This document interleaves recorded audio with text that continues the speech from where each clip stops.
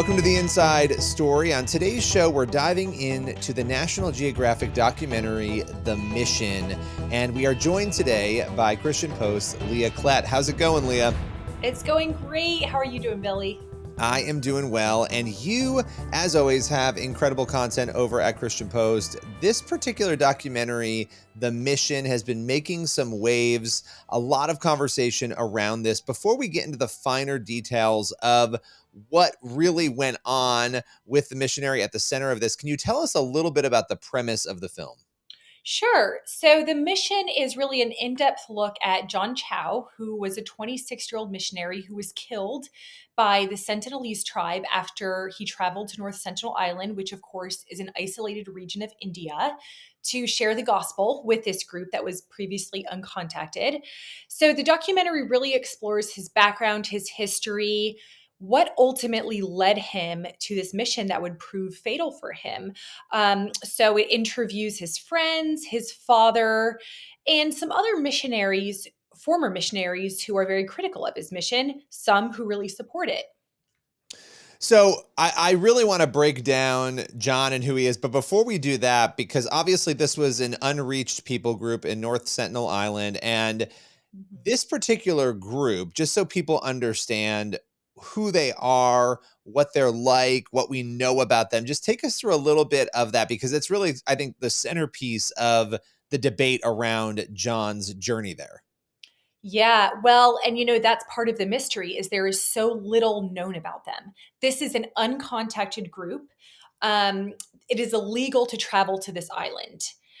This tribe resists all communication from the outside world. They will attack anyone who comes near them. It's not even known how many people are on this island, but they are a protected, remote people group. And John believed this island was Satan's last stronghold, and so he really went through a lot of hoops to reach this island, really believing this is where God called him to be. It's really, oh gosh, it's such an interesting story. You look at this and you think it's 2023. How is this possible, right? But it is possible. There are groups of people who have not had, connection with the outside world, and as you said, this particular group really rebuffs any connection. So you wonder what religious structure they're under, right? What belief systems they might have that maybe they're afraid of the outside world, maybe they're terrified. We don't know. We don't really know much about them. He felt called to go there. Now, obviously, this is a place, as you were saying, it's not legal to go there. You're not supposed to go there. Before we get into what his viewpoints were, I want to unpack that a little bit more. In watching this documentary, because there are different views on it, obviously, from your perspective as a believer, as a journalist, did you feel it was a fair look at John and his journey there? I did think it was fair. And, I almost think I'm in the minority in that. But I thought the documentary did such an incredible job at showing a young man who fervently loved the Lord and responded to this call to fulfill the Great Commission despite great personal risk. John knew what was ahead of him. And I was able to talk to the filmmakers, and they told me, and these people are not believers, they said we wanted to de-meme John Chau. They felt like news reports of him were very reductive. They wanted to show this really complicated character, a deep thinker, somebody who loved the Lord, somebody who was driven by adventure. He was very well prepared. And so filmmakers wanted to really be fair to John. Now, obviously, because they're not believers, they don't understand the Great Commission, right? And unless you're a believer, you're not going to understand that. But I thought they did a great job of really showing John's humility and his passion for sharing the gospel. And I think that really comes across in the documentary. Yeah, I think the thing that we have to acknowledge here, and this is not taking a side on it, it's the reality that Jesus calls us to go out to all the world and to share the gospel. And if you really believe that the gospel is a centerpiece, I'm not trying to give a sermon here, but this is the reality of salvation and eternity. The idea that there's a people group that's never heard it, the burden that John felt to go and reach them is a really important component of this to understand from that Christian perspective of feeling like this message needed to reach these people so that they could also inherit salvation and understand biblical truth. And so with that in mind, you mentioned something a moment ago, because I do think, and you and I have both read a lot of headlines about John over the years. it has been made to look sometimes like he was just this silly kid who went out there and wasn't prepared. You said he was very prepared for this. Let's talk a little bit about this from the perspective of the documentary. How did they show that preparedness? What did he do to ready himself for this? Oh, he spent his whole life preparing for this mission. From the time he was a child, he was involved in accountability groups with his youth group. He was reading these books about missionaries. He grew up reading about Nate Saint and Jim Elliot, who, of course, lost their lives sharing the gospel with the Waodani tribe. Um, he had participated in many mission trips all over the world, and then he would read these books about unreached people groups and about anthropology and how to share the gospel in ways that are winsome, and are ethical, right, to people who haven't heard the gospel before. And so he really did his research. Um, he studied with the man who wrote Peace Child, right? He really wanted to do his due diligence. He did all of this. He did 7 years of preparation, knowing he could go there and lose his life in an instant. So he was aware of the danger, obviously. He wasn't going in. And in fact, the first encounter with them, they shot through his Bible with an arrow, right? And then he went back again, right? So even let's say he didn't know, once he got there, I think he recognized there was danger immediately. Um, let's talk about his father, because his father is an integral part of this storytelling in the documentary. And without giving it all away, tell us a little bit about his father's beliefs about what happened to John, and also how his perspective is weaved throughout. And Billy, that is probably the most heartbreaking part of the documentary is this letter from John's father, Patrick, who blames extreme Christianity for his son's death. Now, Patrick Chau is a psychiatrist. He's a believer. He raised his children in the church, but he did not support his son's mission. He thinks it was a futile mission, and as a parent myself, I really empathize with that. And so he adds a really poignant tone to this documentary, where you just feel his anguish. You feel the anguish of a father who feels like he failed his son, who feels like his son was in many ways radicalized by this what he believes is an extreme version of Christianity. And and then you have the other side, and I think that's a perfect segue into this, because one side, and it would seem like his father would be at least partially on this side, felt this was reckless, it was terrible, it shouldn't have happened, it was the wrong thing to do. And then there's another side who says no, that this was a young man who felt called by God to legitimately reach a people group that needed to hear the gospel.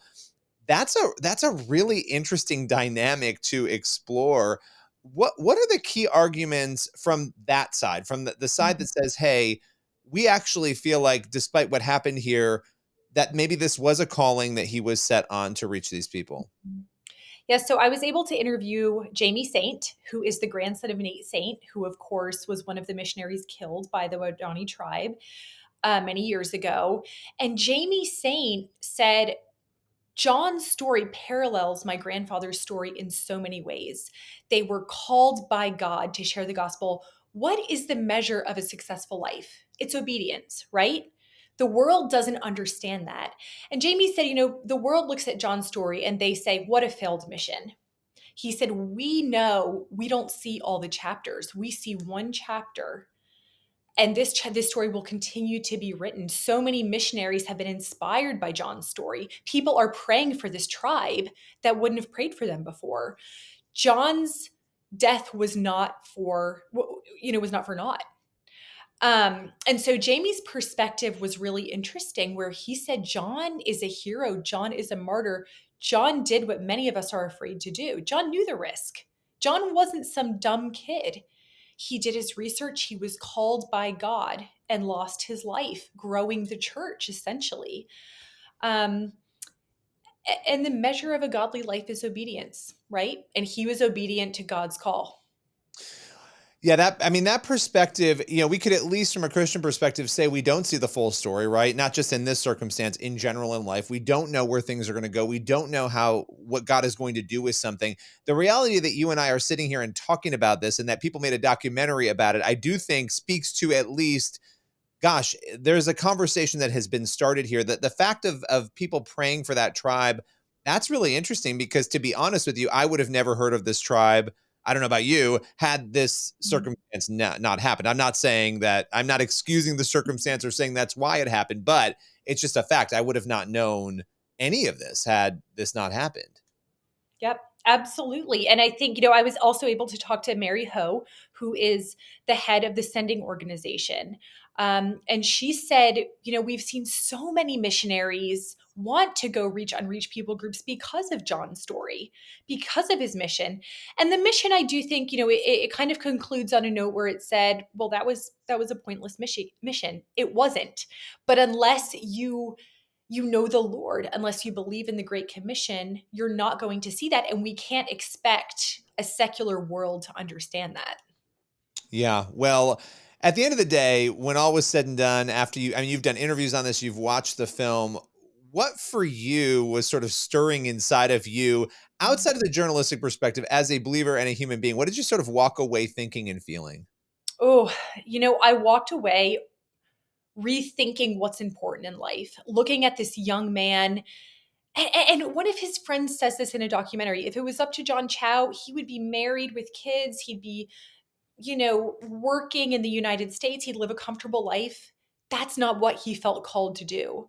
Right. And so I left feeling sad and also so inspired and thinking, what is God's calling on my life? Where are the areas where I'm not being obedient because it's scary, right? And we can look at this young man who is such a great example of that, following God's call, even when it was scary, even when ultimately he lost his life, and even when a lot of the world mocked him for it. It didn't matter. Obedience to God's calling is what mattered. And that's really ultimately what I left with. Yeah, no, and that actually is very convicting, right? Because where are we not following God because we're too afraid to? And I think, I also do think as Christians, we do have to take a step back and look at how the world reacts to something like this, because you were saying this a little bit earlier. Again, this is a complicated story with two sides that do make very good arguments. Both sides make great arguments here, but the reality that God may call us to things that are difficult, you look at scripture. I mean, it didn't go so well for all the disciples either in the end in terms of their worldly endings, right? And so I think we do have to look at that and weigh that and realize the world does not necessarily understand what that looks like from a spiritual perspective. But Leah, I appreciate you breaking this all down and taking us through it. It's again complicated and really an interesting story. Thanks for your time today. Absolutely. It's always a pleasure, Billy. Everyone else, make sure you tune in next week for another episode of The Inside Story and head over to thechristianpost.com. We'll see you again very soon.